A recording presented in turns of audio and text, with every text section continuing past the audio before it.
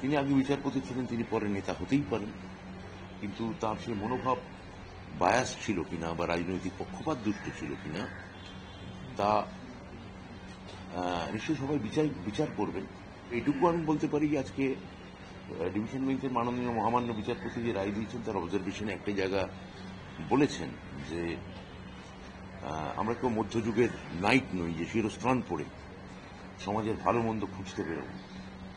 তো আমার মনে হয় যিনি পরবর্তী ক্ষেত্রে একটি রাজনৈতিক দলের নেতা হয়েছেন, তিনি আগে বিচারপতি ছিলেন, তিনি পরে নেতা হতেই পারেন, কিন্তু তার সে মনোভাব বায়াস ছিল কিনা বা রাজনৈতিক পক্ষপাত দুষ্ট ছিল কিনা তা নিশ্চয়ই সবাই বিচার করবেন। আর এটা আমি আগের দিনও আপনাদের বলেছি যে বিচারক পাল্টাতে পারেন, বিচারের রায়ও বদলাতে পারে, আইন সমান থাকে